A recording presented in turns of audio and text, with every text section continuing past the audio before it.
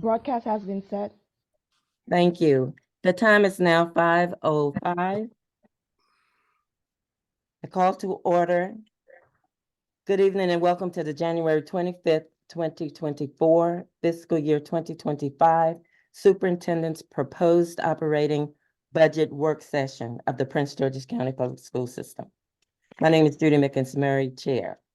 Before we begin, I would like to ask everyone to turn off any wireless communication devices to avoid any technical interference with microphones and taping of the meeting. This meeting is currently being live streamed via YouTube. We also have Spanish interpretive services available for this evening. Ms. Marida, please announce that Spanish interpretation is available by clicking on the globe icon at the bottom of the screen. It's actually going to be Mr. Brian Villatora.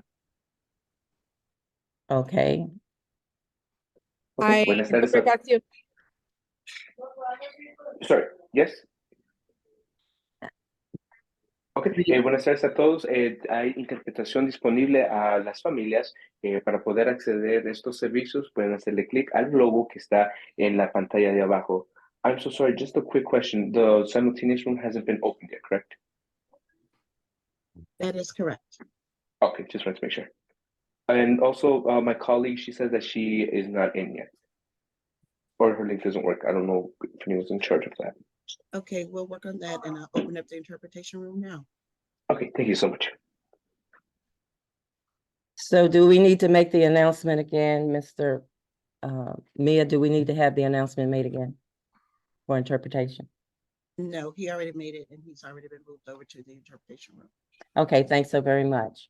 For viewers who are not able to observe at this time, the meeting is being recorded and will be available for later viewing on Prince George's County Public Schools YouTube channel.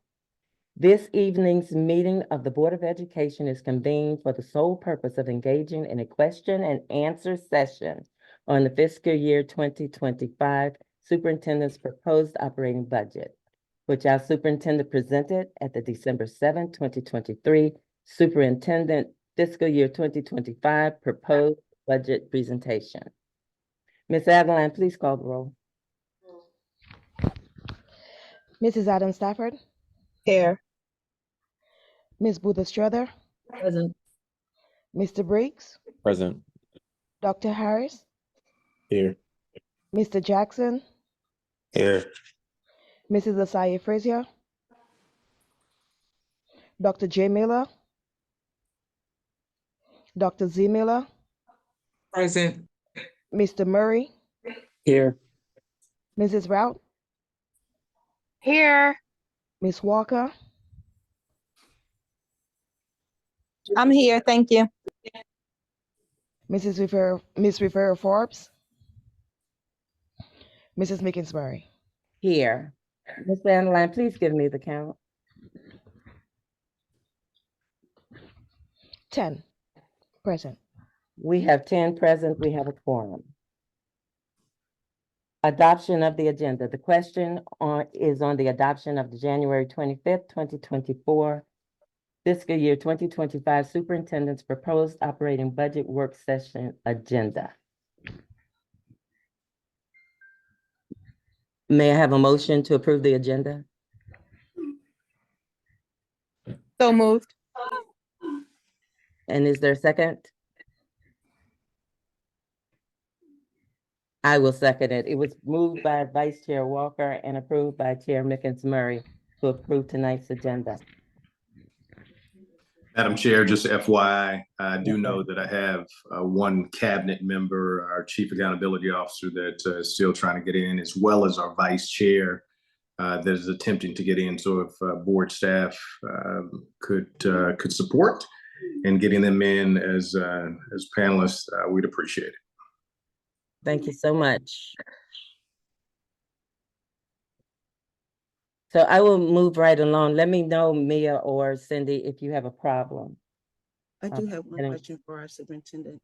Okay, Mia. I know Dr. Strader, we're working on him, and the vice chair who. I was having an issue. I'm in now. Thank you. Okay, all right, just wanted to make sure. Thank you. Okay, so This portion of the agenda is designated for budget questions and answer. Each division is allotted a total of 30 minutes for the board members to ask questions and for the administration to respond. And what we are, We're not taking a roll call.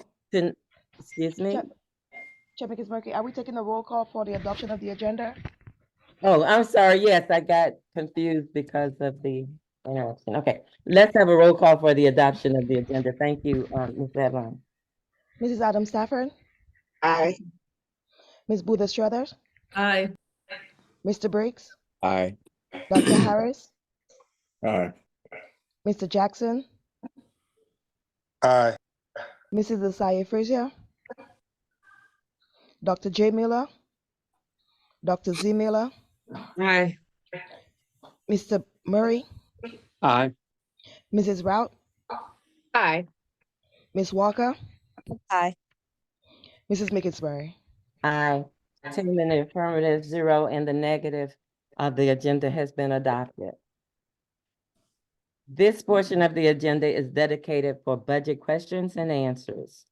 Each division is allotted a total of 30 minutes for board members to ask questions and for the administration to respond. Before I yield the floor to Board Member Adam Stafford, we will adhere to the 2.5 minutes tonight for answers and questions. And I'd like to recognize Superintendent House to deal with 2 outstanding issues that's before his administration today. Superintendent. Thank you, Madam Chair. I appreciate it. This will just take a couple minutes. Just the first item that I know the board has, some board members have reached out with around concern has to do with the $27 million payment that is supposed to come out of the operating budget to support our capital improvement plan. Just want you all to know that, my team has been down to the council, of course, in the last couple of days and has been working very closely to really express his concern and come to a positive conclusion. And we believe we're close to having a conclusion where that 27 million would not come out of our operating budget. My plan is to Millones, perdón, no salga de ese presupuesto. Brian, okay, there you go. Go ahead, Superintendent. My plan is to follow up with each of you tomorrow once we have all of the loose ends wrapped up. So look forward to a communication. I'll send you either a message to say, hey, I just sent you guys an email, but once we have everything wrapped up, I want to make sure to ensure that you guys are up to speed. The second piece has to do with the IAC. We know that we recently got information back from the IAC that essentially said, hey, the plan that you guys submitted, we're definitely in support of, and we believe there's a major need there. So up until about probably 45 minutes ago, we've been in conversation with Council Chair Ivy around making certain that we get this joint letter in place, because it has to be submitted by the 31st. And we feel like we're very, very close, maybe even by tomorrow as well. Our goal is to, again, move forward with a new Northern High School at 2,600 students, 2,000 at the High Point High School, and making that commitment that we want to move forward with High Point. I think there was some worry that commitment may not have been there. But I just wanted to share that we have been working, day and night to ensure that we get to a place where we have this letter ready to submit. So those were the 2 updates. So I'll communicate with on both subject matters tomorrow, hopefully with some finality and closure in both pieces. I appreciate that. I see one hand, Board Member Zipporah Miller. Good evening, and thank you for the update. I just wanted to, I know that you said that there is a plan that's in the works that looks very favorable, that we wouldn't have to take the money out of the operating budget, which is amazing. That's great. the only thing that I want to be assured of, because there have been some rumors and that all of the schools will still be built, that this plan does not involve taking away any schools. So all 8 schools are in the plan to be built. There's been no conversation about deviating from the number of schools. Thank you so much. Thank you. Thank you, Superintendent House. I will now recognize Board Member Adam Stafford to make some remarks before we move on to the presentations tonight. All right, thank you so much, Chair Mickens-Murray. And I do apologize that I'm not on camera. I'm in transition, coming in from out of town. I'd also just first like to acknowledge and say thank you to the administration for really tackling these challenges head on with a lot of transparency with the OBAFA committee. Earlier this year, they were very upfront with us about this mandate that had come from OMB regarding us paying for phase 2 of the availability payment for phase 2 of the P3 out of our operating budget. And we have had conversations about how that would impact student learning and some of our programming. And again, I really appreciate you all working with OBAFA to come up with solutions, going back to the OMB and really, pushing and advocating for this shift. And so I'm looking forward to hearing your update tomorrow. And just, colleagues, I think I've expressed to folks via email in my OBAFA updates, just, how important it is that, we as trustees of these taxpayer funds, that we are vigilant in thinking about, keeping our capital projects with our capital funds, and that really our focus in our operating budget is to support the needs of the classroom. And I just appreciate everyone who has, participated in budget pop-up sessions and asked questions and has advocated for us to keep those dollars with students. And so again, I'm just very, encouraged and thankful to Superintendent House and his team for really being flexible, innovative, and really pushing to keep those dollars in that operating budget. So again, I'm looking forward to hearing that update tomorrow. Okay, thank you. Now we will the chair recognize the Superintendent House to introduce his team.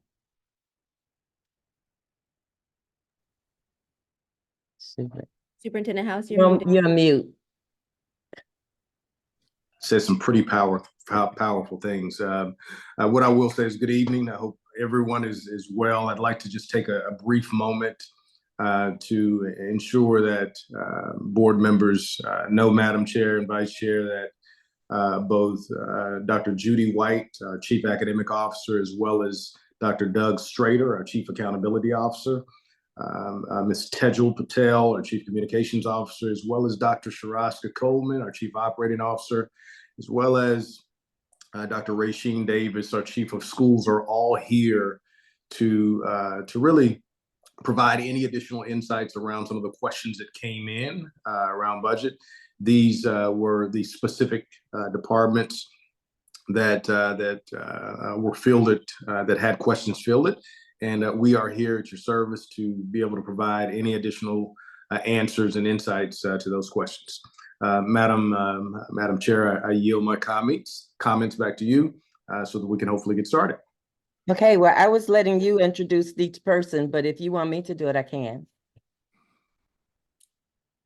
I was leaving it to you to introduce your team as they speak, but I can do it if you wish me to. So I just shared. Okay, I'll introduce them. That's fine. So first we will have Dr. Judith White, Chief Academic Officer. Hi, thank you. I am available for questions that you all may have regarding the budget around the Department of Academics. Okay, so you didn't want to lead in with any comments or anything? You want the board to just ask questions, because we can? Well, Yes. I know, yeah. Yes, this time in reference to how we prepared was really just to open it up to you all by department. So we wanted to start, of course, by the academics department and go one department at a time. And if there are specific questions, that Chief is available to answer any questions. Board Member Rout. Thanks so much, Chair Mickens-Murray, for allowing me and acknowledging me to be able to share with you today my questions. So just around support, we know that there was some learning loss for a lot of our students during the most trying time probably of their lifetime, which was COVID. And so what I really would like to understand more about the resource opportunities to support classroom learning that are not computer programs. Been working in the community. Parents really would like to see some more in-person tutoring opportunities. So if you could pull out the plan as it relates to this budget with in-person tutoring, that would be very helpful. And once again, things that are not computer-based. Thank you. Sure, thank you for that question. So there's been a big debate around, in-person tutoring versus tutoring opportunities that are just computer-based. Some of the programs that we have are actually a combination, a hybrid of both. We also work with several vendors that we bring in and we offer support to students, especially around mathematics that's not computer-based. So we do a lot of work with Carnegie around mathematics, and that's at the elementary, middle, and high school. It's very interesting that many parents say that, but however, I can't fill seats in the amount of money I'm paying for programs, and we're advertising every which way we can to have students join these opportunities. As it relates to classroom, we try to make sure that we are working with teachers to build in work within the classroom. We build in days in the curriculum where teachers are looking at their data. We work with the area office side, and collectively we go out into schools, we work with teachers, we provide professional development so that when they're setting up their classroom, that they have rotations and days built in where they're able to address student needs and that they're able to also utilize the platforms that you're talking about that are. One of the things that I don't think people really understand when we talk about bringing outsiders into our school district is there a process that they must go to for support with background checks. So when you are working with a company and they come in, we have to make sure that we spend a good amount of time. We're working on a project right now that we've had from last year, and we're at a place where we're at a standstill with tutors coming in and getting paid based on the process that we must follow to ensure that our students are in a safe environment. The other thing that I would say is that we have 24-hour, 7 days a week, Tutor Me, where students join in. It's electronic on their computer, but they are with a tutor. They can see the tutor, they can talk to the tutor and get any help 24 hours a day, 7 days a week, and in any language. So those are some of the things that we're doing. That does not include just how we work with teachers to do differentiation, to utilize their data, and to work with students in their classroom around what they need. Madam Chair, my question wasn't answered. I was asking with regard to, I understand current programming. I have multiple children that get benefits and support from our school system, Madam Chair, but maybe this is directed to Superintendent. I'm asking with regard to your proposed budget. So clarify My your question is addressed with regard to the proposed budget, not what our current programming is and not what we're already paying for. So let me help. So our current budget and our proposed budget are aligned. So Correct. did we put in any additional funds to bring in at this moment additional outside programs? We are working with some vendors with different opportunities, but there's no line item that's matched specifically to say, I'm bringing in 100 tutors to come into our system to work with our students. No. Thank you for answering the question. You're welcome. I yield. Thank you. Board Member Briggs. Thanks so much, Chair, and Dr. White, great to see you. And You too. thanks for answering the long list of questions that I had. I don't have anything to say about those questions, but I did just want to acknowledge that and point out that there's been growth in District 2 schools from FY22 to FY23, according to the Maryland State Department of Education's report card.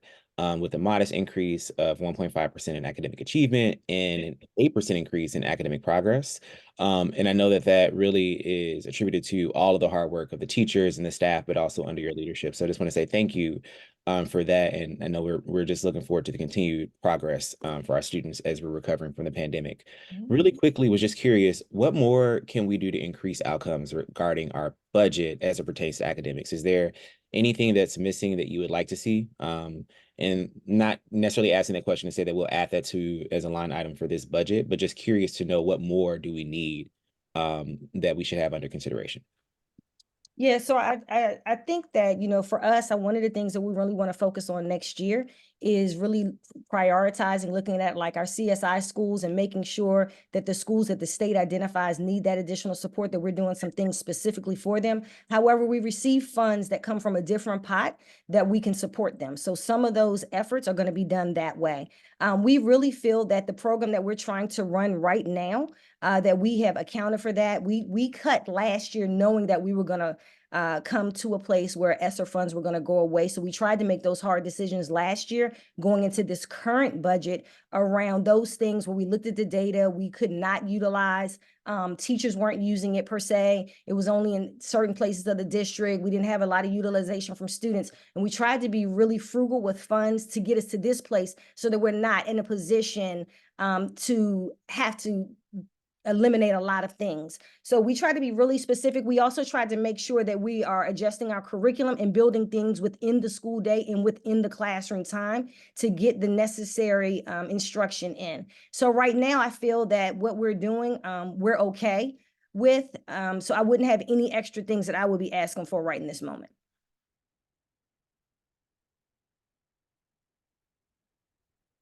Sorry, Madam Chair, I think that answers my question. Thanks. And you're muted too. Thank you, Board Member Briggs.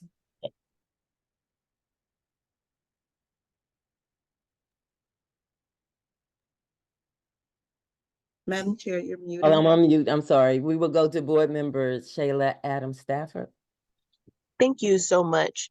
Dr. White, I have 3 questions, and I was wondering if you could talk to the public a bit about how we're rethinking summer school, particularly at the elementary level, and sort of how we are, well, let me back up. We know that through the Equity Learning Hubs, we were able to provide in-person support at a critical time. And I thank you so much for your office mobilizing to make that happen as something that came from the board. And now we are seeing a proliferation of schools that are having their own summer schools. And I think that's fantastic. And maybe if you could just share a bit about sort of the vision for how, share a little bit for the vision on how summer school is changing and sort of what, you know, the district wants to see in terms of that. And my second question is around professional development. Can you talk to us about what we're doing with if there are going to be any increases in support around the science of reading, professional development, if we'll be spending any extra funding on it. That was something that I was looking to see more specifically. And additionally, I think from the budget, I can't really tell, in this maybe something that you can help me to understand in terms of professional learning. You know, one of the main things that I hear from teachers is that, you know, a lot of professional development is happening online through some of the vendors that we're working with. And I really, in my work, I have seen a lot of success with in-school, in-service time, peer-led, content-focused professional development. And I just want to know, is that something we should be thinking about as a budget amendment to provide teachers with? I know we've talked in the past about why that's not happening because of workshop pay versus sub pay, the fact that we don't have the availability of subs to cover people to do in-person professional development during the school day. But, you know, I just want to know where we, in the budget, where can we see any of that reflected in terms of shifts in our professional development to be content-based and happening during the school day. Thank you so much. No problem. First, I want to really thank you, Board Member Adam Stafford, for partnering on the programs that we've had in the summer. Just to provide context for any of our families that are listening, we really service, when you think pre-K through 5th grade, about 60,000 students. And on average, I want everyone to know that we do have summer programs because many of our schools run summer programs. Our Camp Schmidt runs a summer program. Our Title I runs a phenomenal summer program. But we had, over the last couple of years, instituted hubs at about 26 schools, but in that we were servicing about 1,000 students. So when you think about 1,000 students out of 60,000, in that 1,000, really, we may have had 20 days set aside for summer school. The average number of days that students were coming was about 15, and we were spending close to $8 million to run that program. So we want to make sure that we are able to service our students who need it the most in the 180 days that they come during the school year. So we're really thinking about a passport opportunity. And what that means for our summer is, how do we engage and help parents in general for every elementary student that we have pre-K through grade 5? How do we establish and set up for parents to know when you are working or when you have them with someone else, here's the type of schedule that they should follow in the summer. Here are the kind of programs that we'll have. Here's the mock opportunity that they should go through. And here's some of the other programs that we'll be offering through different Camp Schmitz and different opportunities, park and planning, partnering with our Memorial Library system, so that parents can kind of see a passport to the summer. I think in the past, we've really looked at talking about summer a little later. We really want to start that opportunity earlier this year so parents can begin planning. So that's really how we want to approach that. That also allowed us to utilize funds to ensure that during the 180 days that we're providing some additional resources to go to the classroom to help our learners who are struggling the most for such a long time during the year. In terms of professional development, it's a great question. This year, we have started doing some professional development during the day. While you may not see Science of Reading in our general funds, know that the funds that we receive from the state allow us to make all of our purchases that we need for Science of Reading. So it's a totally different pocket of money. Also, just for everyone's knowledge, every single teacher, grades kindergarten through 3rd grade, must by the end of this year be trained in the Science of Reading. All of our elementary administrators, our reading leaders also, and that is why we've had to move some of that PD during the day. We also agree with you that everyone's style isn't online. So we have created modules where they can online. We've created a series where they can do it over Zoom. The online is like self-directed, or you can have a pathway where you can come in Zoom with an instructor, or we have pathways where you can come in person. We have separate pathways for our administrators and our teacher leaders. And we also have about 20 ELSTs, staff members that fall under our elementary supervisor, who are assigned to clusters in our elementary schools, who can do that peer-to-peer training in our schools where teachers need more support. And additionally, all of our reading specialists are trained so that they can support. We will continue next year making it a pathway for every educator to not now just be at this surface level, but how do we take that training deeper? We've also partnered with the University of Maryland with the help of Board Member Briggs and Board Member Murray, because they have opportunities for us to work with them where they're going to be coming out and doing more professional development at more of our schools around the Science of Reading. So we are really excited about that partnership and what they're able to give us as a partner as we continue to push our teachers forward. The other thing is, I just had a conversation today, is that we want to start ensuring, and we've already started last summer, that even in our middle schools, getting our middle school teachers to understand the Science of Reading so that we can start addressing our students that are in middle school that need that extra support and foundational support. Board Member Adam Stafford, I hope those responses answered your questions. Absolutely. Thank you so much. I'm looking forward to every student having a passport to the summer. That's going to be great. Do I have any more time left, Chair? Because I have another. You don't. Second round. We'll go to Vice Chair Lolita Walker. Thank you so much. I did have a couple of questions. Dr. White, thank you so much. I'm really excited as well to the summer passport. That's amazing. Bullying continues to be an ongoing issue and is on a rise in a number of our schools. And so you might tell me that this doesn't fall under you, but I was wondering if there was anything we're doing by way of intentionally drawing into our programming or intentional partnerships that we could have to really address bullying from early on. And then secondarily, as well as intentional instruction that's catered to positive choices and consequences to the latter. That could be whether it's development early, because early and earlier we have to get to helping our youngsters know that choices that they make now, whether it's vandalism in schools. I was on a call the other day at my son's school, and the amount of pictures of vandalism is outrageous. So my question is, is it you that I talk to about intentionally creating or intertwining programming into our curriculum? And I'll show myself.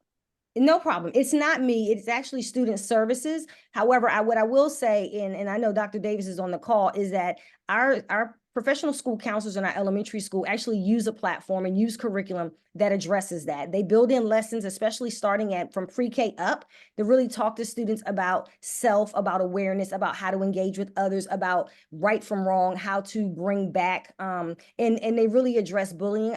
We have administrative procedures where we have to talk to students. I think it's twice a year around student code of conduct and really talking through that. That training is scaffolded down to your youngest learners all the way up to your older, because you want to make sure for the audience that you're approaching and discussing that they understand in a way that makes sense to them. But Dr. Davis, when she speaks, can add more to that question when it's her turn.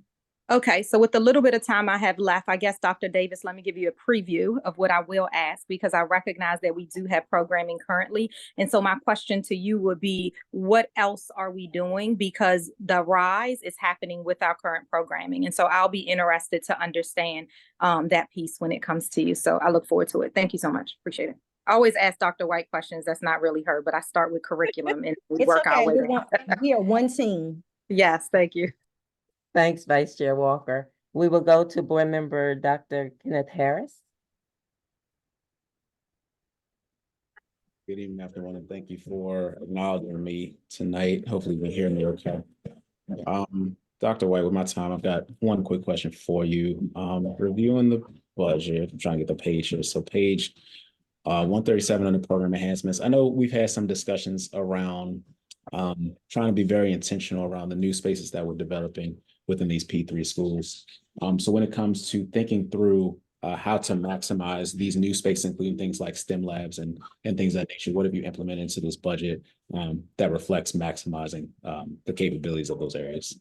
Sure, thank you for that. So when we build new schools, in terms of materials, a lot of those materials are purchased on the front end as a part of the project. The biggest place where we find that we need some additional support is in our STEAM labs. And so we've also worked through building a budget of what it's going to take every year to sustain. And so that's also included in the discretionary funds that we would utilize to make sure the students have what they need. In this budget, which you saw in the program enhancement, was one position, a STEAM resource teacher, 12 months, that will sit in the central office, that will go to each of those schools that has that space and work collectively in bringing professional development, working with lessons, building out how instruction can look in those classrooms.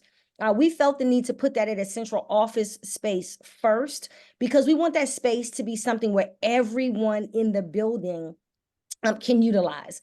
We also identified that we're going to have more schools coming. So I'm sure in future budgets, you will see more requests come, as we'll need additional support to support those schools. Once we have a chance to really see that in action next year, because we have that position, it will allow us to know what additional things we need as we're piloting out next year the programs.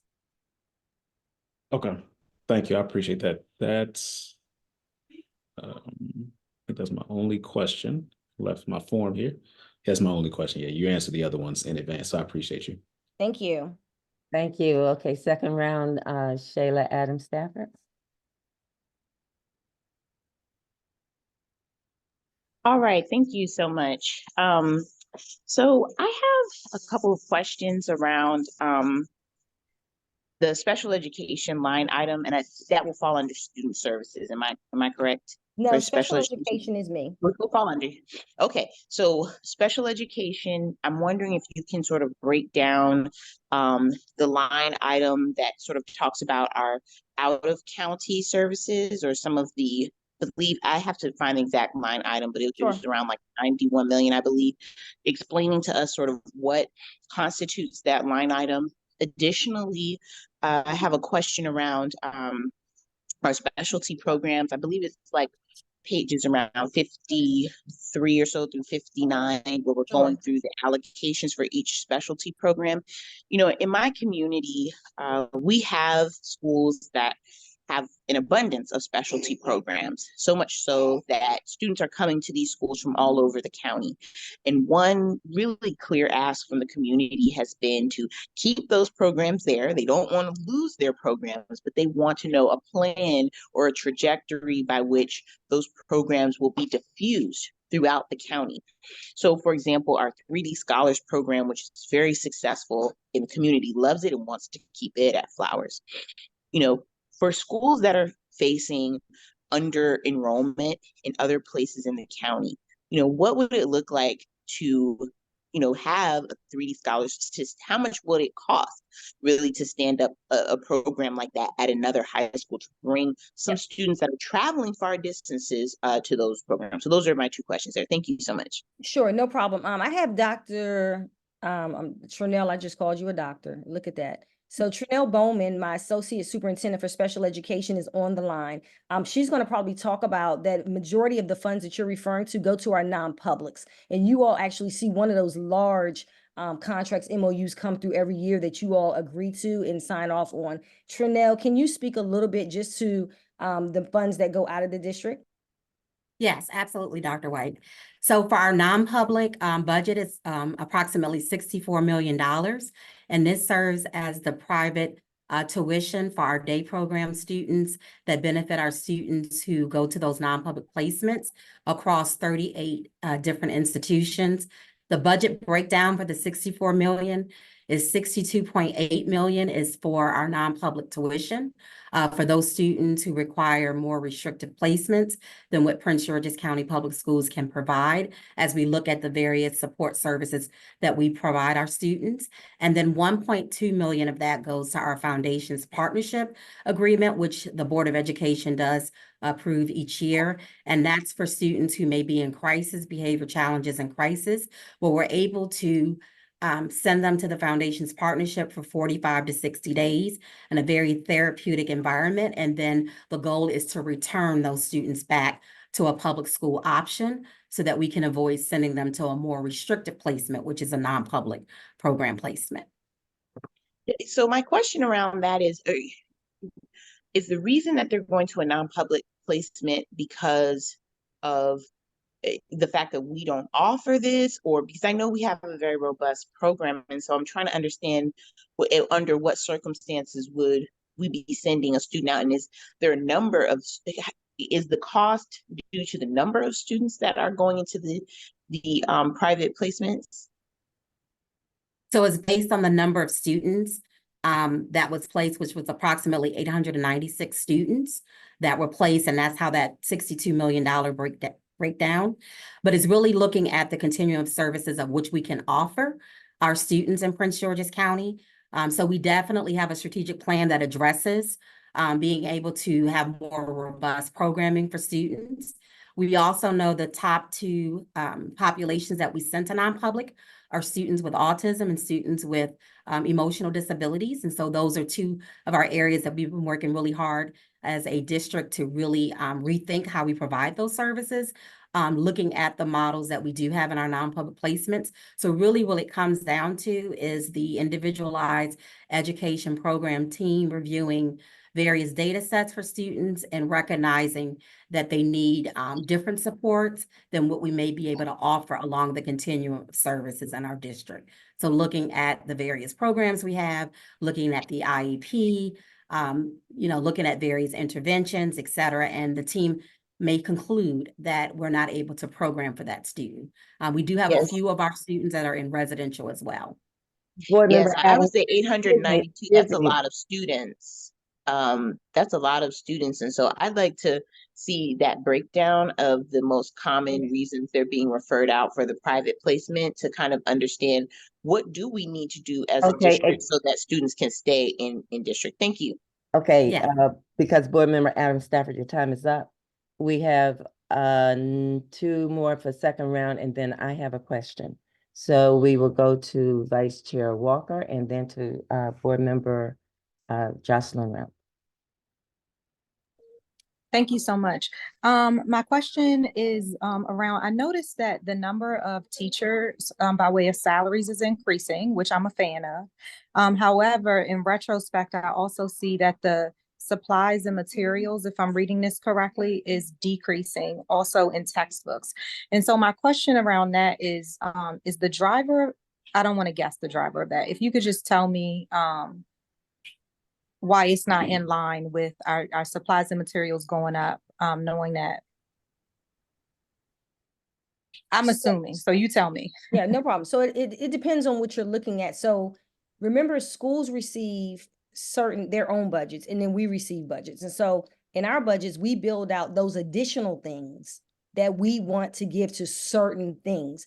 Our budgets aren't necessarily all the things that go to the school. Textbooks, we're all our textbooks are covered. And then there's another line that you might not see that covers all of the textbooks, but we make sure that anything that we're providing that we know the schools need, our budget is producing that. It could be that there are years where we're getting new things because we could be an adoption, so it's more, or we could be adding new materials for a particular thing, and that's why in a particular budget for that year it could have been more. But what you see is the sustaining of or anything that we've requested should be there. We're not lacking in any of the materials that we need to give from our side. Okay, that's good to hear, because where my mind was going, and I'm glad that I think I hear that it's not going this way, is that where my mind was headed is that there's a lot of talk about reducing our diversity in reading and in our libraries and in our teaching and in our curriculum. And I hadn't heard anything. Thank you for shaking your head no. So that's not changing. And then I also didn't know if it was decreasing because we wanted more focus on electronic. No, we don't want okay, more thank focus on you. electronic. We want to make sure, and this is just for parents that are listening, there Yeah. should be balance. Now that we're back, there Thank should you. be engagement with students. There should be engagement with text. There should be books in students' hands. And then technology is a part of the classroom, right? But it should be used appropriately. Also, our library media specialist orders materials for every school, and we have a focus on cultural responsiveness where we should be looking at materials and being more diverse in the classroom. Perfect. That's exactly what I wanted to hear. This balance is going to become so important for our children, especially then as we weigh it with mental health and their anxiety and stress and all of the things. So thanks very much. Appreciate it. Also, No, go ahead. Board Chair, I just wanted to go back and answer really quick about specialty programs and just thank you all. I actually went back and created a list about specialty programs and where they fall. I will update in the document that you all receive so that you all can look at it across districts so that you can see where the programming is. To answer that question, we're spending time this year really looking at what does it take to stand up a program? What is the succession needs around materials, staffing, and all of those things? We can then take that and look across where we are and then where programs are needed, and then begin to look at that for next budget cycle. Okay, thank you. Welcome. Board Member Jocelyn Rout. Thank you so much, Madam Chair, for calling on me. Dr. White, so piggybacking off my last question, so we're not expanding on our in-person tutoring, and I'm sure you're going to probably direct this question. I've seen in different other districts where they're partnering, where they're utilizing mentors that are also providing tutoring. Is that something that you and your expertise, do you think that that's something that would assist those diverse communities that really need maybe some support because they, are not on grade level? We know it's oftentimes community-based. So is that something, I know you told another board member that there's no need, but I'm really trying to understand how could we, with this budget, fill a gap, just a tiny little gap? Yeah. And I'm not sure that I'm quoted as saying there's not a need for something. What I will say is, for example, to your point, our project that we're doing with a couple of the board members in University of Maryland, they actually have tutors that come from the University of Maryland, and the schools that we're partnering with, they're coming inside of those schools and they're tutoring.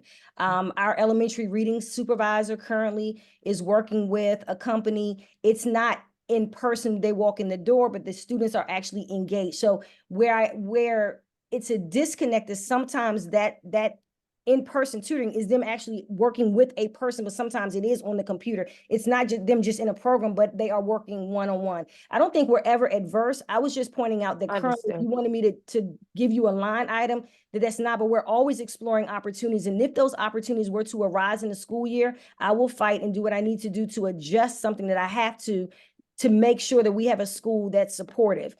Because we do, I 100% agree with you, and especially in schools, like I mentioned, our CSI, where we're going to be looking at very specific things that we do differently in pockets of school. So I am in agreement with you. I just couldn't point out a specific thing for you around that area.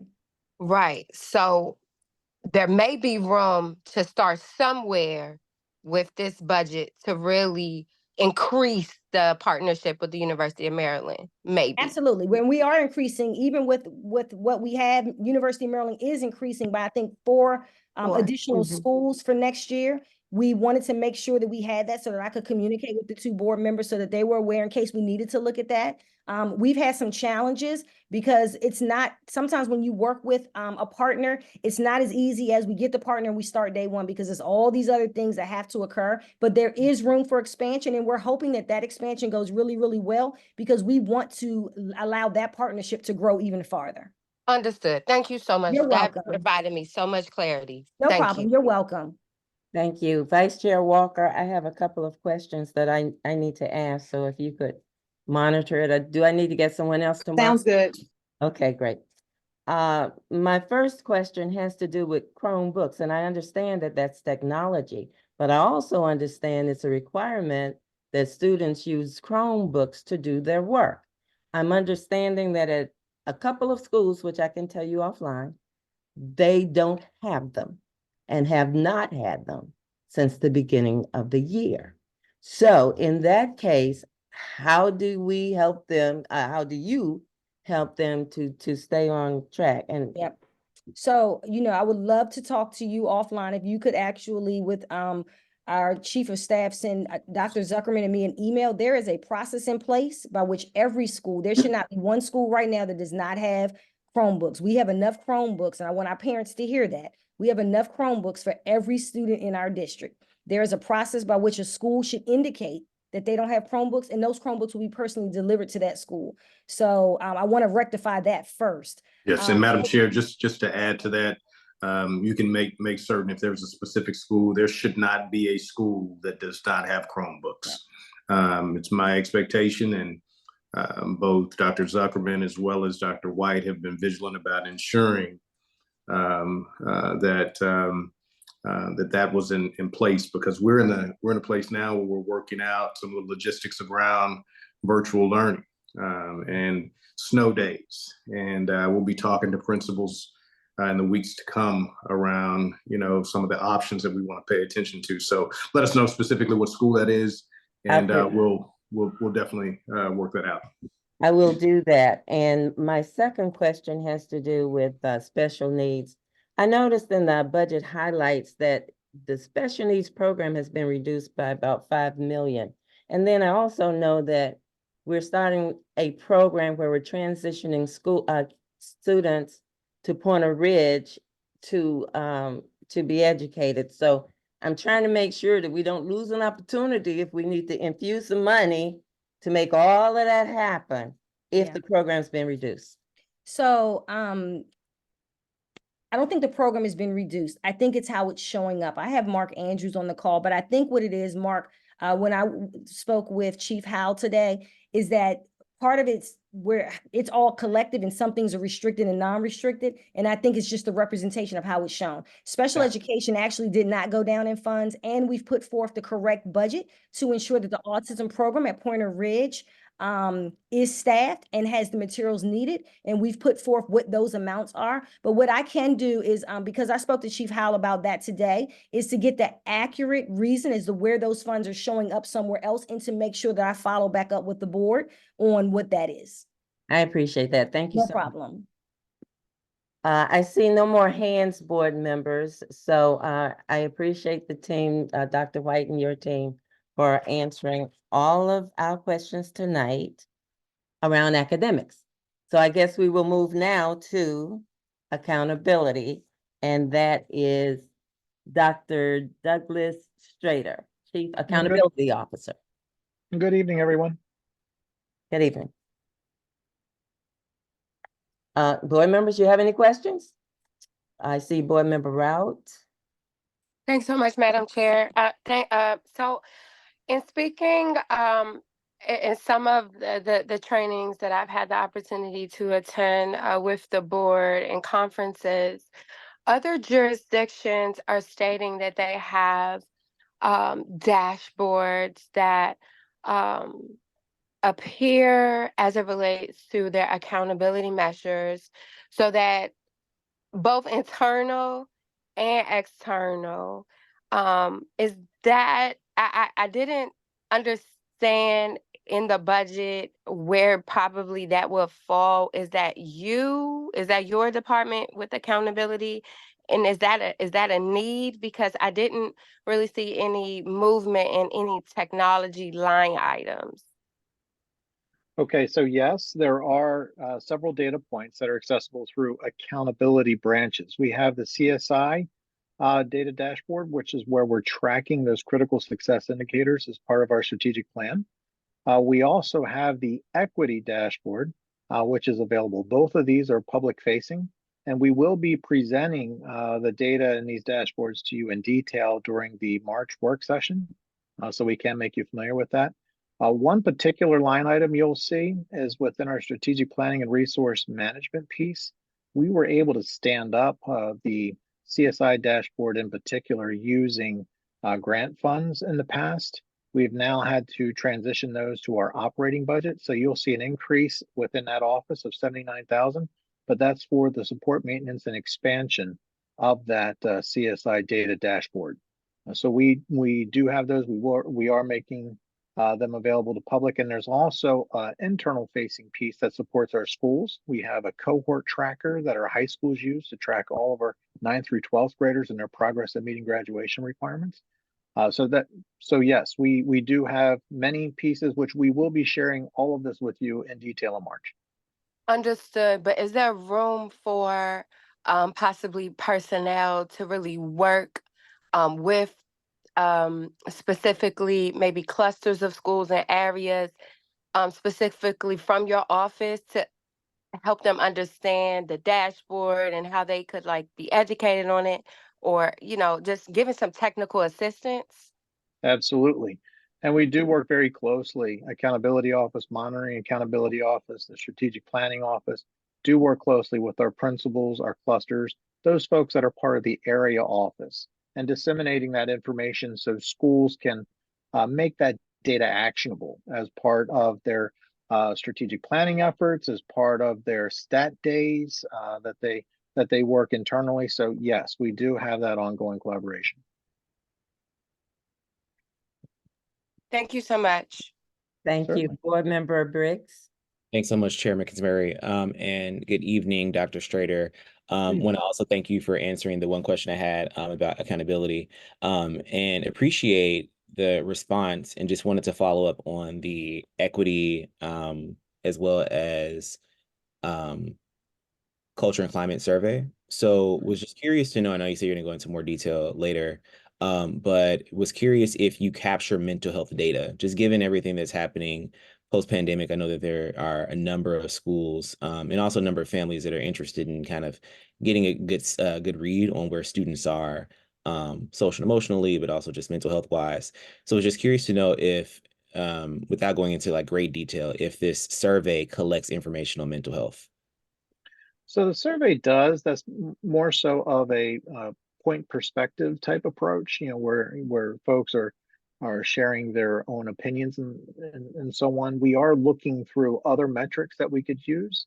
Area office and student services are looking through other options, like working through our vendors and so forth, to collect some other data that they can provide us regarding direct services that they're providing to our students and families and staff for those levels of support. So yes, we do collect some information from the Culture Climate Survey. To me, I would like to have more to be able to paint a broader picture of it. So area student services are also looking at other avenues to fill in the blanks.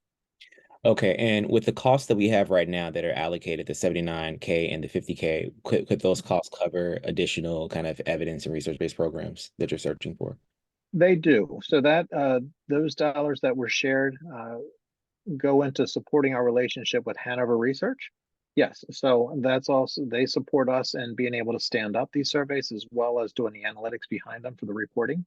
And we do have say in what it is that we include in our surveys. So yes, Great, thanks so much.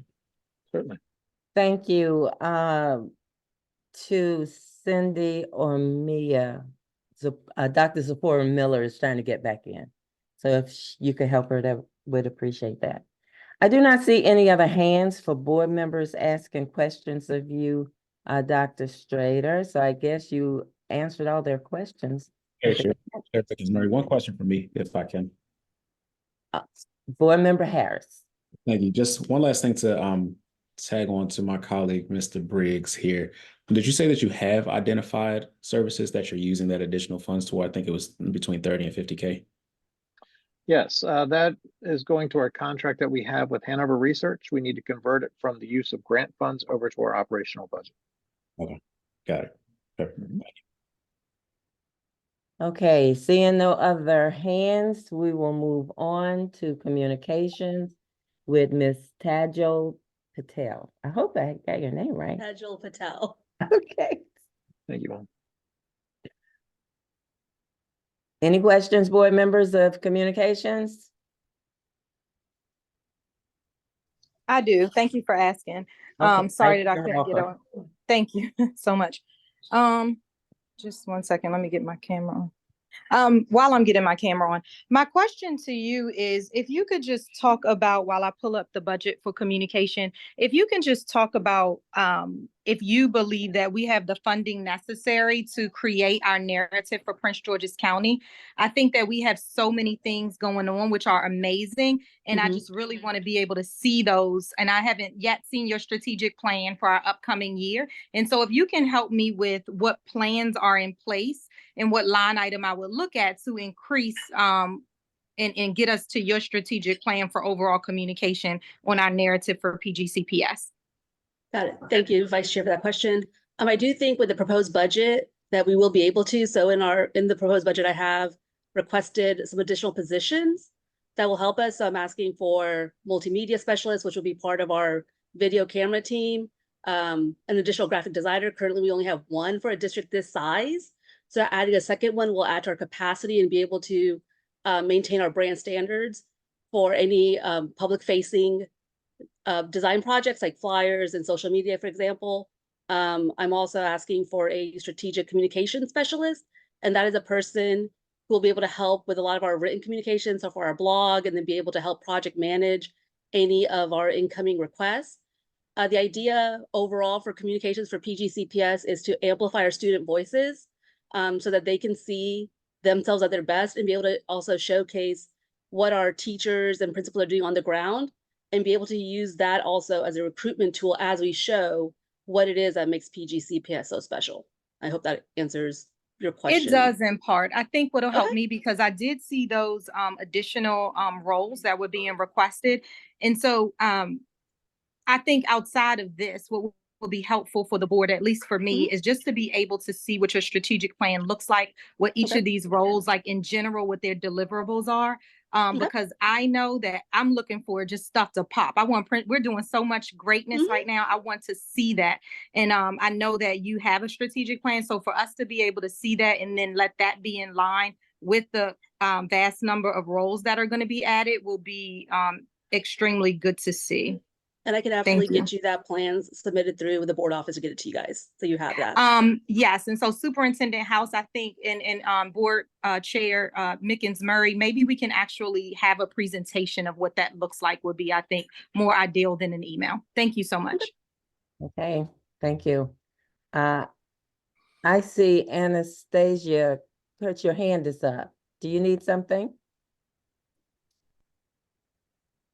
Okay. She's the interpreter. She's the interpreter, Chair. Oh, but her hand is up. So okay, I'll lower it. That now it's down. I thought maybe she needed some assistance. Okay, now we will go to board member Adam Stafford. Okay, thank you so much. I wanted to say first, thank you. I saw in the Office of Language Translation, we've added another role to support our recent arrivals from Afghanistan with someone that can translate and do work in Pashto. And I just want to say thank you for that. I have two questions. Number one, do we gain any revenue from our communications on social media? So for example, we have so many YouTube videos. We have a wonderful YouTube channel that has all of these videos. So is it even possible for us to have ads that are related to some of the great things that we're doing? I know for every second someone watches an ad on a YouTube video, the owner of the video can make money depending on how many people are watching it. But I'm just wondering, is that possible? Is that a revenue stream we can look into? I don't know. I'm just generally asking. And then my second question is, you know, are we creating any career pathway opportunities within the communications field for our scholars? I know that in several of my schools, there are media studios where students are putting on fantastic productions. I know when we had our fentanyl sort of challenge, students from Fairmont Heights and Flowers developed a really star quality video that was used by the federal government. It's on their website and they developed this as students. And so I'm wondering, has there been any connection or thought of developing like a student media advisory group where they can have internships within the school system? Because that's really where careers are moving in digital marketing. And I feel like that could be a great opportunity for our students. Thank you so much. Thank you for your question. For your first question regarding whether we can create a revenue stream regarding our YouTube, I am not sure. I would have to have a conversation with our legal department because I'm honestly not sure about what legalities are around as a public entity to be able to do that. For the second question about creating career pathways, we currently do have interns within our multimedia team. So we do have students who are getting on the ground, hands-on training with our multimedia team. And then I believe Dr. Jennifer Love's on the call also. She has a program within our OIT for students as well to be able to become translators and interpreters. And Dr. Love, if you want to jump in to go into any details regarding that. Sure, I can jump in quickly. I think I was able to speak with most of the board at the session some time ago, but yes, we have a Foundations of Interpreting and Translation program currently at Parkdale High School, and we are really proud that we have students who are able to move into the profession through that program at Parkdale in collaboration with World Languages. And thank you so much, Dr. Love, for that additional position for our recent arrivals from Afghanistan. I appreciate that in your department. Thank you. Absolutely. Thank you. We have 3 hands left. Dr. Zipporah Miller, Dr. Kenneth Harris, and then Board Member Briggs. In that order.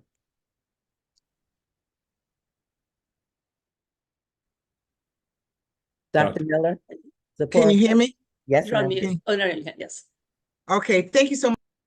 For some reason, I keep getting kicked out. So my question may have already been asked, and if it has, I can go back and watch the recording. So the question was around communications as a whole. When I looked at the budget, was an increase of about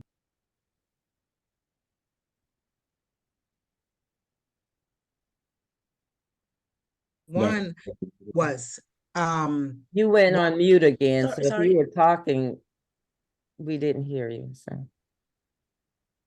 okay. Did you? Oh, so I was just asking about communications. I know that there was some programming. For some reason, you keep going to mute. I don't know Is it why. possible to put it in the chat maybe? Okay, let me try this again. All right, can you Dr. hear me Miller, now? may I suggest something to you? Yes. If you turn your camera off, your signal may be stronger. All righty. I will do that. Okay, thanks, Mia. All right, can you hear me now? Yes. All right, I'm gonna try to be quick. And if this question was answered, because I dropped off, my signal is a little funny. Then I can go back and watch a recording. It was around communications. I noticed there was an increase of about 765,000. And in digging deeper, I noticed 2 program enhancements. One was around establishing a multimedia office, and then the other one was around media relations and more, it says on social media. And then there were others where you increased about 100,000 in contracted services. So my question was, what is the vision? What's the goal? What are you doing? What are the plans to do something differently when it comes to communication? Is there a plan, and are you able to outline where we're going in terms of communication? Thank you for that question. So the vision right now is laying out 4 different areas under communication. So there will be a multimedia office, a media relations and strategic communications, our family engagement and business partnerships, as well as OIT. And the 4 areas be able to work in collaboration in the best interest of our district. The vision as a high level for essentially the 5-year plan for this is to have a robust communications team that can best represent also our non-English speaking families. So the idea is to grow positions that will be specifically for that. So having a Spanish social media specialist, because we know that they receive information differently and their content of engagement is different from English speaking families. That would be where the breakup in the departments are. And Dr. Miller, Vice Chair Walker asked for the communications team to come maybe and give us a presentation in the future. And and Tadjil agreed to send us something around her strategic plan. So you may not have heard that because you were coming in and out. Okay, that would be helpful. Yep, that's exactly what I'm looking for. Okay, thank you so much. Yes, ma'am. All righty, thank you. And now Dr. Kenneth Harris. Yes, thank you for acknowledging me again, and good evening, Chief Patel. Good evening. One question, or 2 questions. Can you speak to me a bit about your, well, let me back up. Right before the new year, we got a great presentation from Dr. Sheila Jackson and her team from the Office of Engagement, Family Community Partnership, which falls under communication. Can you talk to me a bit about your plan to bolster that area a bit more? I know throughout the presentation, we heard in terms of systematically aligning our goals, things like increasing parent and family interest, specifically for specifically around things like culturally diverse communities and the participation in schools and also district processes. So you can talk to me a bit about how the school system is implementing that goal. So one of the things that I have proposed in my budget to add a supervisor to our team, but I also want Dr. Sheila Jackson to speak to that, since that is specifically her area that we're looking to expand in. Thank you, Chief Patel, for this opportunity, and thank you for that question, Board Member Harris. One of the things that we are looking for in our department is expanded conversations about how do we make sure that we are engaging all communities. And so we've actually started this year with special initiatives to engage our burgeoning community of Afghani families. We work very closely with our International Student Guidance Office to welcome all newcomers, regardless of their background, to make sure that we have structured programs to orient them to the school system and as to how to be great partners in working in conjunction with their schools in support of their students. So it's an ongoing effort, and it's evolving effort, because, as you know, our community is very dynamic. It is constantly changing, and we're working with our Office of Interpretation and Translation, with our school boundaries and registration teams, to just make sure that we stay in front of meeting the needs of the different communities that we have. Okay, thank you. And with my last 15 seconds, for Chief Patel and Dr. Jackson. And so with that goal and with the alignment of being more inclusive and intentional about including these families, and we all know how Prince George's County is constantly changing at a certain rate, do we feel that this proposed dollar amount matches the rate of change that we're seeing within our community when it comes to dollars that are being spent toward family community partnership and dollars that are being spent toward the Office of Interpretation and Translation? I think net between last year and this year is somewhere around, it looks like $180,000 or something along that. So the question is, do you feel like those 2 rates of increase match each other? I would say yes, but I'll let Dr. Sheila Jackson weigh in on that? I would say yes, although I'm pretty sure my staff would say, what? But I'll be honest with you, our work really involves the human commitment. And it's not so much about the money, because it's really more about the conversations and the opportunities for engagement that we create versus providing written materials and all of that. Is really the human element that makes a difference for families. So at this point, we're good. We have a dynamic staff, and we're building capacity within schools. We believe in dual capacity approach, so we build capacity of families as well as build capacity of staff members, principals, teachers to welcome and embrace families as they come in. Thank you for that response. Thank you. Board members, to manage our time, it is 6:15. We have 7 o'clock hearing. So keep that in mind. I see 2 board members' hands remaining. Board Member Briggs, and then I thought Board Member Rout, but I see I put second. my hand down. Okay, I see second round Board Member Adam Stafford. So in that order, please. Great. Thank you so much, Chair McIntyre. And Ms. Patel, well, thank you for the presentation and the introduction. I just wanted to say something that came up last year during the last year was that a few families reached out to me, and this is probably more so for Dr. Jackson, about concerns around the school boundaries changes. There was a communications barrier that existed where they weren't getting the information that they needed, or when they were going to school staff, they didn't have the answers that they needed. And as we can imagine, those are very important things. You want to know where your child's going to go to school next year, and also have enough time to make a decision that's right for you and your family. So just wanted to flag that, because I know that with all of the additional costs for communications, which is really good, sounds like Dr. Jackson, you're saying that that's also going to be a part of the strategic plan, is to make sure that we are coordinating the really vital information to families. But if you can speak more to that, and also to diverse families, as much as you feel is necessary, I would just appreciate it. Go ahead. But I was just going to say, one of the things that's very important within our division is making sure that we are cross communicating. So when our Office of Boundaries is developing plans, our comms team is right there at the table to make sure that we're communicating that information effectively and placing it as many places as possible, whether it's on the website, whether it's in parent newsletters, just so that parents and families know where they can get the correct answers from about what's happening in our capital improvement plan or in our school boundaries changes. That information is definitely on the forefront of our agenda to make sure that families do have that information.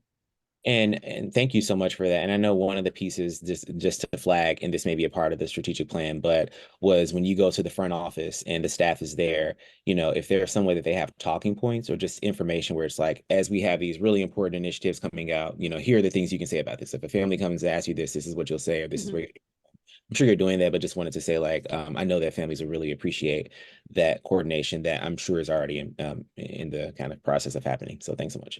And good evening, Board Member Briggs, if I may, just to your point about, I think you bring up a good point about how we share information with our schools and ensuring that we're all singing from the same sheet of music. So one thing that we are instituting is really working to develop these principal toolkits to ensure, to your point, that schools, that front office staff are equipped with the information that they need. Because we know that our families receive information from the school level a lot more readily than they do from the high level of the system. So we will be making a very intentional focus on that moving forward. Thank you. Board Member Adam Stafford. Thank you. This is a quick question for Dr. Jackson. Are the parent universities connected to our parent support centers yet? And I ask that because I'm wondering, is the parent university happening like once or twice a year in one location? And can we expand that to other locations throughout the county so that they're happening even more frequently? So what we call Parent University, what's known as Parent University in other districts, we call Family Institute. And we have weekly sessions that are all virtual right now. We learned from our own data that with the pandemic, our numbers grew with parents participating virtually versus coming to the local areas to have in-person sessions. So the Parent Support Center is an entirely different initiative. Those are Right. yes, located in 9 different spaces. I'm sorry, 9 different spaces connected to board districts. And so those are in-person service. Right. People can get service on their computers or have conversations with staff. We have mental health staff there in those locations. So they're not really connected, even though in both places we advertise the other. Right. Institute, we advertise the parent support centers, and parent support centers, they have the list of training sessions that we're offering in Family Institute. Okay. And so I'm just wondering about that connection between the parent support centers and the Family Institute to work as kind of like a funnel to push families from the center into the Family Institute while we have them there as a captive audience. So that was just my wondering there. And then I just had a communication question around our outreach to our faith-based community and just understanding,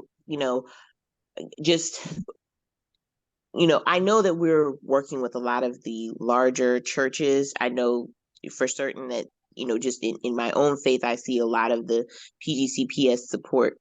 And I'm just wondering, are we equitably distributing information to like churches that, speak different languages, that have multilingual learners? How have we combined the communication with the Office of Language Translation with the family support work for diverse faith populations? That's my question, particularly when it comes to language. Board Member Adam Stafford, your time is up. I will let whoever respond, and it's 6:21 and we have 2 more departments. So keep that in mind with your responses. I was going to say short answer is yes, but if Dr. Jackson wants to elaborate. No, the short answer is yes. I was going to do yes. And Ronald Wilson in our department focuses on faith-based partnerships. So we can definitely provide more information about that. Thank you so much. Now we will go to, I see no more hands of board members, so we will go to Dr. Coleman for Chief Operating Officer. Board members, do you have any questions of Dr. Coleman? And I see 2 hands in this order, Dr. Zipporah Miller, and then Board Member Adam Stafford. Dr. Miller, you're on mute. Okay, good evening. Thank you again. I have 2 questions and I see the time, so I'm gonna ask them really quickly. One has to do with transportation. So in the transportation, I see that the proposed budget is asking for less than we had in this current budget. So then my question is, I know that they had that you conducted an audit as a school system just to figure out ways in which you can streamline transportation. So speak to how the findings from the audit helped inform the budget. I think the big thing was ensuring that students can still get back and forth to school, which I know you all are going to do. But what findings in the audit aligned with how you created the budget? Yeah, absolutely. Thank you so much for that question, and good evening, everyone. So the timing of the audit did not make it possible to completely align the budget with the findings from the audit.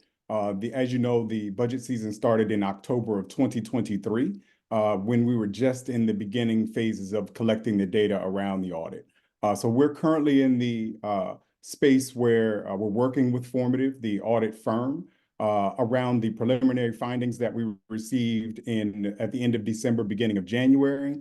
We're scrubbing that data now and working back and forth with them to make sure that the report is accurate so that it can be finally released at the end of January. So the budget that we've created aligns to the priorities that we anticipated would be reflected in the audit, but there is some room for us to continue working through this budget cycle to make adjustments where we see it necessary. Great, thank you for that. Do I have time? The second part of my question has to do with safety. And I know we were looking into trying to get alarms at doors at different high schools. Is that included in this budget? So as you know, safety and security is our top priority for our staff and students. So we could not wait, quite frankly, for this budget cycle to address that critical concern that's been identified with the rollout of our security enhancement devices at our high school and select middle schools and a K-8. So what Superintendent House has authorized us to do is to locate that funding now. So that money was actually loaded into an account string, and we're working to order the additional devices, exterior door alarms that we can continue installing at this time. We've installed in 3 of our schools already, and we're going to continue working through our other 19 high schools in short order. That's great. Thank you so much. Board Member Adam Stafford, 2.5 minutes. Board Member Adam Thank Stafford. you. Thank you. And Dr. Miller took 2 of my questions, but I had 2 more, as you know. First of all, thank you so much, Dr. Coleman, for your response to our questions. I have a question around safety and security and any lessons learned that from this year's rollout of our clear backpacks and, you know, the security sensors as students are walking in that we're taking into this budget. I know this year we did provide a lot of backpacks for students.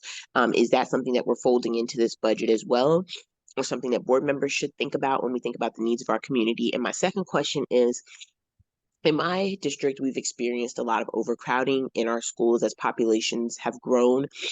However, I have not seen an increase in like custodial staff per se. And I know this is something that I bring up annually, but I just would like to know kind of, are we considering tweaking like our formula for the amount of square footage per custodian? Like, I think that was kind of what has been done, where it's like, you know, for this building, this is how many custodians you need, regardless of the capacity of the building. Like if this building's like over capacity, could an exception be made and more custodians be added?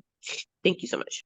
Sure. Thank you so much for those 2 questions. I'll defer the response to the second question regarding our custodial staff component to Director Stefanelli, but I'd like to respond to the first portion regarding the security enhancement device rollout. One of the pieces that we've heard loud and clear, and we reflected in the budget for this current year, is the need for increased staffing. We know that there has to be dedicated staff to set up, monitor, and break down our security enhancement devices, while also simultaneously supporting the supervision needs throughout our campuses. And so our staff has been very transparent that is an area of support that is needed. So in this budget, there has been a dedicated effort to increasing the amount of safety and security staffing that's available at each of our secondary schools so that we can more adequately support the rollout of the devices. Thank you. You're welcome. Director Stefanelli, do you want to step in and respond to that component around the custodial staffing piece? Sure. Thank you for that question. The answer to the square footage question is no, we're not changing the square footage per custodian.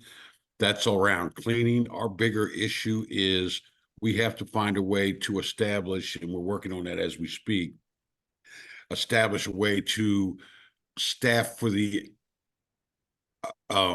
additional support that we have to give to schools. What has happened is, of course, you know, every school has breakfast in the classroom. Every school has before and after care. We have a lot of issues around COVID that we're still disinfecting buildings during the day. That is taking up the day staff's time. Historically, we've had a part-time person in every facility, but that was reduced back in 2008, and we are working on, Mr. Taylor is working on right now realigning the staff within our current budget so we can ask for additional help. We've asked for some additional help in this year's budget, and last year's budget we slowly grew, but this is a pretty big number. So we have to be very careful with the budget allocations. For one, we still have about 50 vacancies right now. We're having a tough time to fill. So adding an additional 100 FTEs to the school system would be very difficult for us to accomplish within the budget year. So we're trying to slowly grow, as well as taking some of those responsibilities away from the supervisors and moving them to central office. Okay. So they can get more accomplished. Yes, and I will say, I do think that the square footage rule is a bit inequitable because there are Board Member schools that, Stafford, your time is up and we're going to have to yes, move on. thank We you, have Mr. 4 Chairman. hands up. So we need to move on, if you don't mind. Okay. Board Member Boozer Strother. Thank you so much, Chair Mickens Murray, and I want to thank my colleagues, Dr. Miller and Board Member Adam Stafford for their questions, because those were on my list as well. So I will just say I second instead of adding more, although I do want to talk about the transportation planning, the audit, and where we are with the personnel side of this, combined with what we're going to learn about route efficiency. That this has been going on for so long that we as a board in our oversight of this, the demands are just increasing. Like the frustration and the demand for trying something new, doing things differently instead of starting another school year with the same situation. We're at a new level, and I know that when we reach that point with school construction, we took the time to document the true cost to the system, because I think a lot of it was not acknowledged. The cost of assistant principals who are at doorways for up to an hour waiting for buses and not doing their primary jobs in buildings. That could be the principal in our elementary schools, other staff members, that there are these costs, the cost to the students for not being in the classroom, the quantification of this so that we can do the advocacy so that we don't have to say we cannot afford. And that is where we are. This board is being told by this county, by our parent stakeholders, that they don't want to hear that we can't afford this anymore.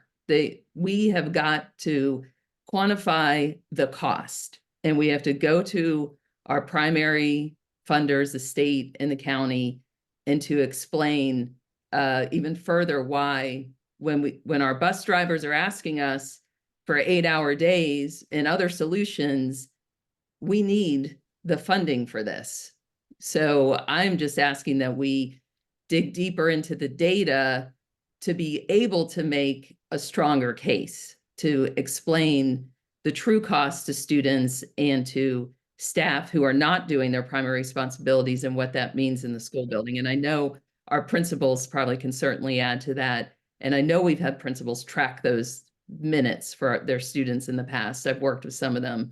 So I just want to make that statement this evening that is, for me, primary issue for this budget cycle. And then on another community-based issue, Board Member, my timer went off, so yeah. I'll come back for one more minute. Okay, thank you. Board Member Briggs, and we still have one other department. Keep that in mind as you talk. Board Member Briggs. Thank you, Chair Mickens Murray. So Dr. Coleman, thank you so much for answering the question from the budget and just continuing to answer questions that come in. I feel like your office is a hot office and people have questions constantly about infrastructure and what's going on. And I'm going to ask the same thing. So I appreciate you speaking to the 26 million for the emergency relief funds through the American Rescue Plan Act, ESSER 3. I wanted to speak to those dollars being used for water filtration systems. I know there are a few schools in my district that have like maybe one central water filtration system, which is like the ones in the airport, you put the water bottle under, students can get it. But for some schools, you can imagine when they have like a large amount, going to the one cafeteria area is difficult. And if you could have some on multiple floors, that would be helpful. Can you speak to if it's possible to use some of those funds for, I can imagine that'd probably be a small cost to cover. And then also if you're tracking any of that around schools' needs, what you anticipate that cost might be. And you don't have to answer that now if you don't have that information, but just curious if you did. Sure. I'll give a partial answer and I'll ask Director Stefanelli to give a very brief partial answer as well. The one thing that I can say is we are certainly very aware about the need to have access to quality water in each of our facilities. There is funding in this budget to ensure that we continue to provide bottled water to any campus that doesn't have the appropriate number of open water stations for children to use. We've also reflected in this budget an additional staff member that will be focused directly on the water quality issues that we have across our district. So that's an expansion of our environmental office to support this direct need. Director Stefanelli, I'll turn it to you if you want to add something about the water filtration systems. Thank you, Dr. Coleman.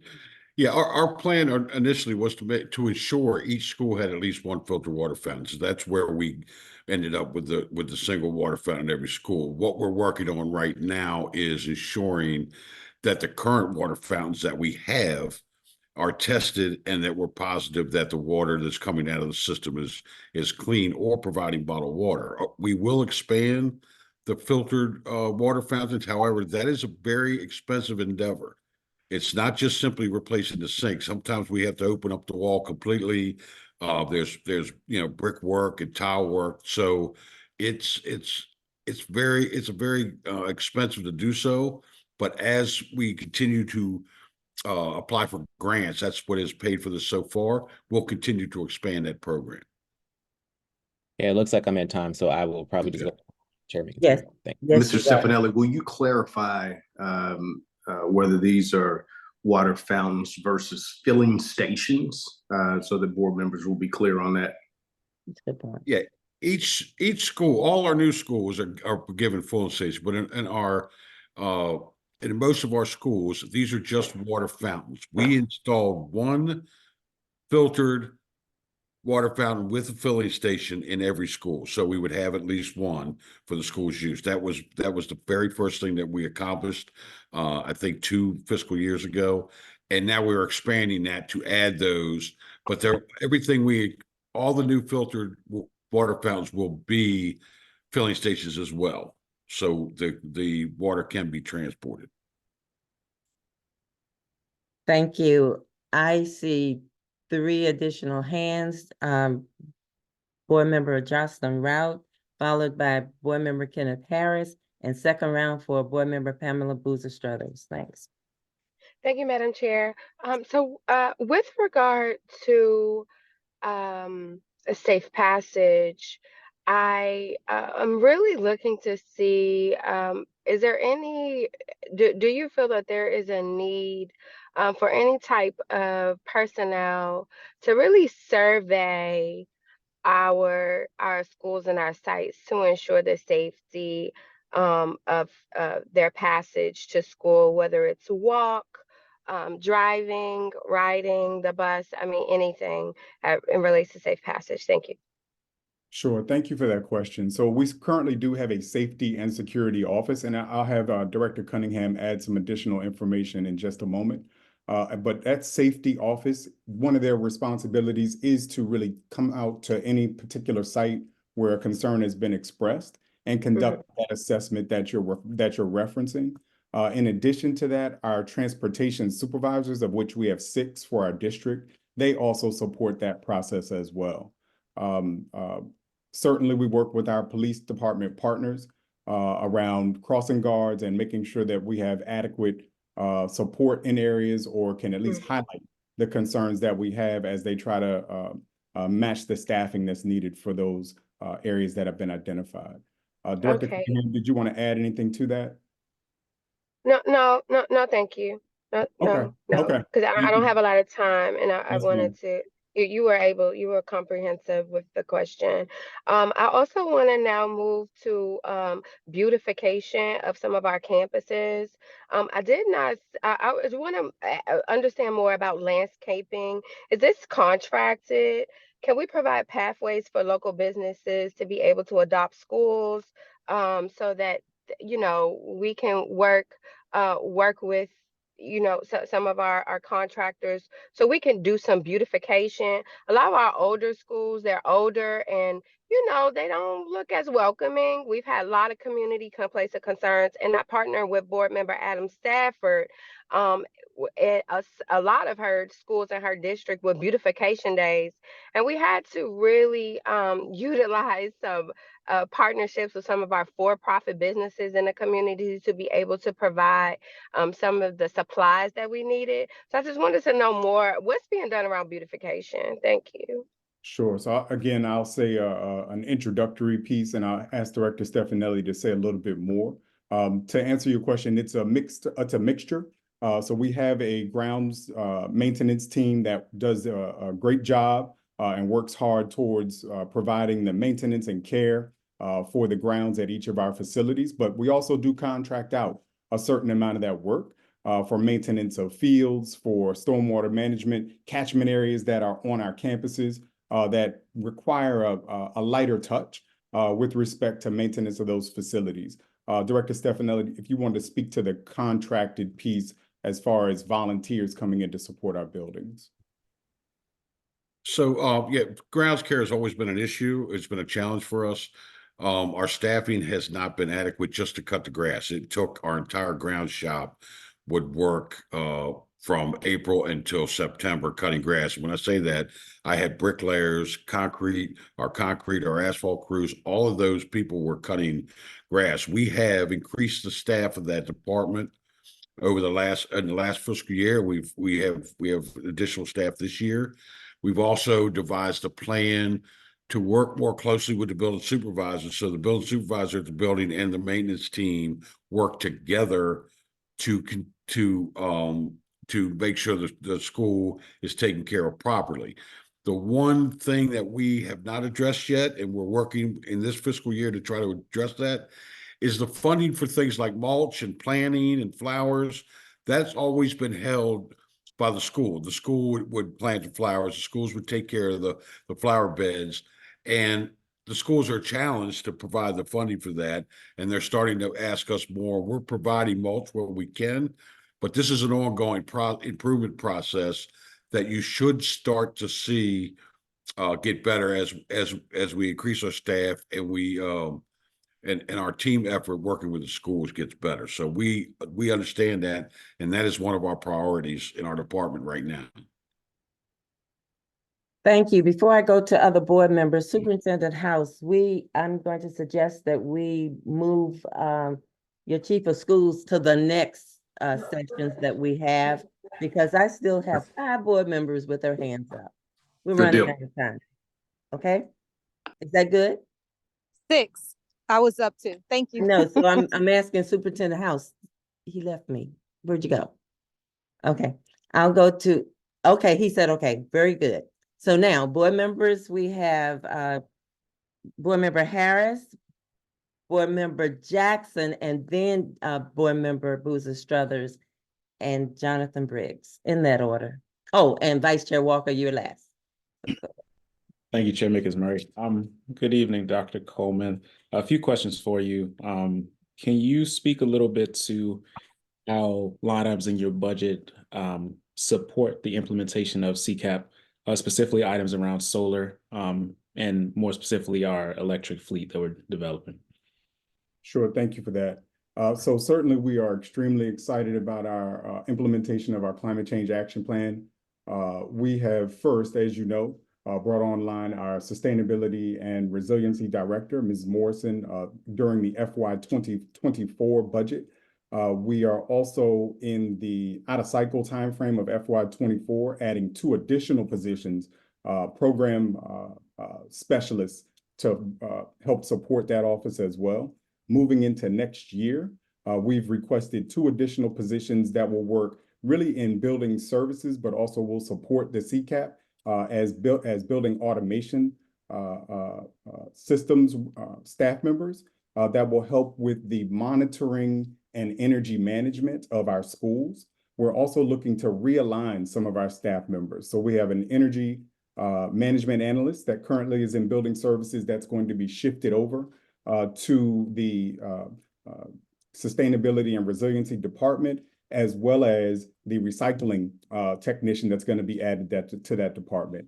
This budget also will provide us an opportunity to add a composting position as well, because we're looking to expand our composting program in our schools. So we're excited about the work that's being done to expand our CCAP footprint. One other thing that I'd like to note is there's also a requirement in CCAP for us to have a student leadership summit, and there's funding in this budget to support that as well. We're working within the transportation department to roll out, as you know, we've been awarded 20 electric buses through the, we've purchased 20 electric buses through the ESSER grant, as well as we have 1 electric school bus through the VW mitigation lawsuit. So with those 21 buses, our job now is to provide the infrastructure, the permanent infrastructure, so that we can charge them and put them into regular service. We're taking possession of those buses next month. We have portable charging stations that we've purchased through ESSER funding, so we can get those buses on the road, but we still have to work through that whole piece around having the funding for permanent infrastructure being placed into our facilities. Okay, thank you for that. Chair Mickens-Murray, do I have 10 seconds? I asked a pretty loaded. I'll give you 10. It's 6:45. We need to be off and on another call, by 7. So go ahead. Dr. Coleman, last question, and also in line with transportation. So we've had a lot of conversation in OBAFA around the specific system that we use to track our current bus fleet. Does this budget reflect the concerns of the community around our current platform that we use and the attainment of a new system once that licensing is up? Yeah, so thank you for that, Board Member Harrison. We definitely have heard and acknowledged the challenges that we're having with our StopFinder app and the need to improve in that area. We have added specifically 2 positions in our budget so that we can provide a greater level of efficiency around the use of this application. One is a vehicle tracking system operator technician. This position is going to be dedicated to helping support Zonar, which is our GPS system for our fleet, as well as working with TransFinder, of which StopFinder is one of the applications inside that system. So their role will be to help support that whole process of tracking our vehicles. The second position is a computer systems analyst position. That position is to help ensure that the hardware that's installed in each of our buses, the tablets, are able to link up properly and be able to communicate with StopFinder so we can accurately track our buses. So we acknowledge that this is an issue. We have 2 positions in this budget to help solve this StopFinder issue. It's not as simple as just switching to another system.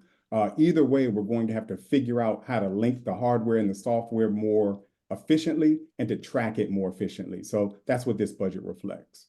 Thank you, Dr. Coleman. That's my time, Chair Mickens-Murray. Thank you so much. We will go to Board Member Brandon Jackson. Brandon. Yeah, I'm here. Sorry. Good evening. So I had a question about the maintenance costs. So what are we doing to better control the maintenance costs? Are there like key KPIs, key performance indicators that can speak to the economy, efficiency, and effectiveness of how we're leveraging those dollars? And has there been a performance audit conducted recently? And if so, what was the outcome? Sure, and I'll have Director Stefanelli talk about our work order system, because we use that to track the data around efficiencies and areas that we know we need to improve upon. But one example I could give is around our trash truck services. Currently, we are one of the only jurisdictions in our area that is a self-hauler with respect to trash, but it's a very expensive endeavor. And so in this budget, it reflects a shift in philosophy from us being a self-hauler to increasing our use of contracted services in that area because we know that it's a more efficient way to do it with our dollars. So we are, for example, a trash truck costs $450,000. We still have to worry about the maintenance, and we have to worry about the tip fees when we take the trash to the refuse sites. So going through, after having done analysis, we can instead contract that out. It will cost us a lot less, and we still have reliable service and can get data back around the amount of trash and the amount of recycling to create better efficiencies. So Stefanelli, do you want to talk about our work order system and how that also provides us with important data? Sure. As you know, as you're aware, we've just implemented a new work order system. We were using school duty, now we're using Who the fuck is the host? Excuse me, interpreter, excuse me. So what we've established in there is we have the ability to we track labor hours, which is one of our biggest expenses. Each employee is required to have 40 hours of labor in the work order system every week. So every hour that every employee is there, their time is tracked within the work order system that provides data for us to do analysis along with all of our materials. Our biggest challenge is with contracted services, is contractors have a tendency to just throw numbers at us, just everything, they just put a big number out there and see which ones we bite at. So what we've started doing is when we have a project that we could contract out, excuse me, or we could do it in-house, what we do is the shop basically does an analysis of what the cost would be to do in-house. Then we get prices from the contractor. And if the price of the contractor can't beat our in-house price, even with overtime, then we would shift to that. So we're starting to use the work order system to help us develop the data where we can improve our operations to get more efficient. To Dr. Coleman's point, we realized that we could actually save money by contracting out the trash, and there are some other things that we're doing around that to improve efficiencies. Thank you so Right. much. So Can we, in light of, we must be respectful of the public. So we have 9 minutes. Board members that are left, and there are 4 of you. I see the vice chair took her vice chair's back up. Can we have the administration answer your questions in writing? Can you ask your question succinctly and then have the administration answer in writing, please? Are we in agreement? Yes. Okay, thank you. So Briggs, Board Member Briggs. Okay, thank you so much, Chairman McMurray. So I just wanted to close the loop on the water filtration system. I appreciate the information. I will just leave a comment versus, I think, a question, and that really is around communication of the water filtration systems. I know that there are a few staff as well as schools that have families that are concerned about the quality of water. A lot of this is misinformation and miscommunication around things.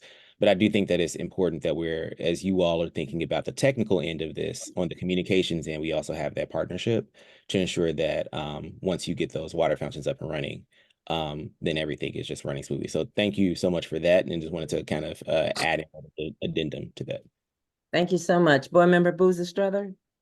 Yeah, thank you so much. I think I'm going to go outside of your bounds a little bit, Chair, because I did put my question in writing, but I want to push back on the answer, which is the expense for community schools activities by community organizations and our parent teacher organizations, which I think is particularly like a Saturday, Sunday issue that has really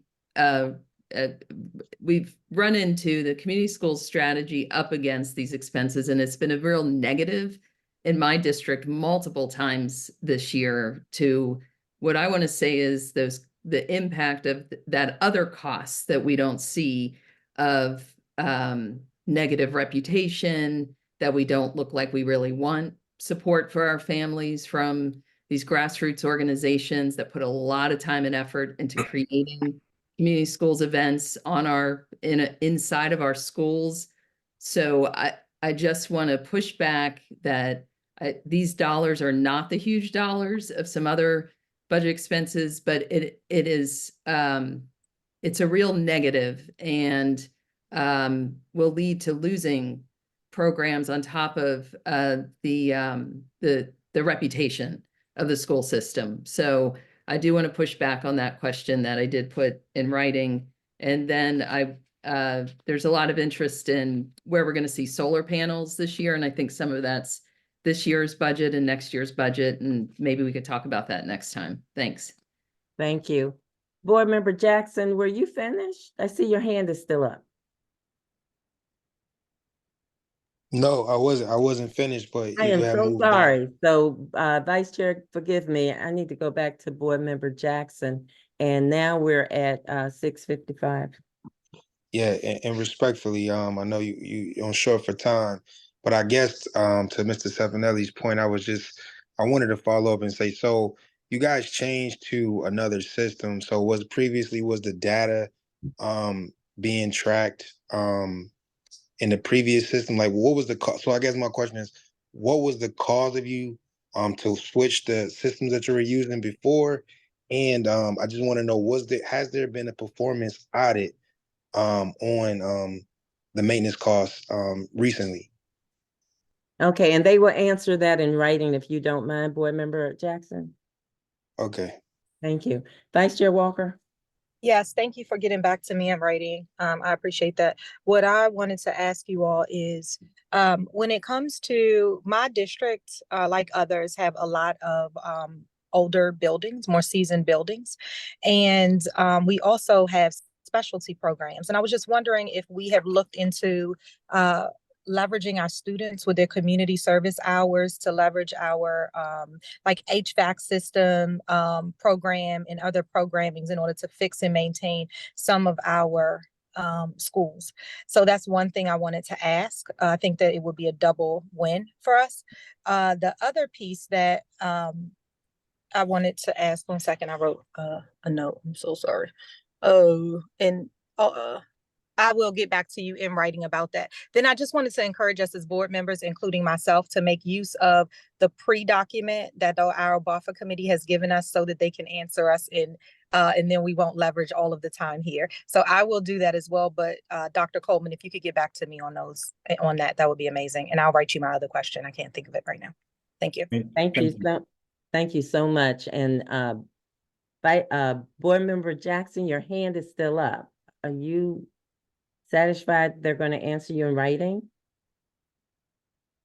Yeah. Okay, thank you. So Superintendent House, Dr. Davis is going to present the next time, correct? That's correct. Okay, so we are going to now go to next steps.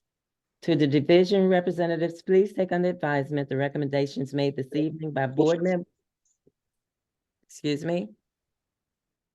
By board members as you proceed with the development of the fiscal year 2025 superintendent's proposed budget.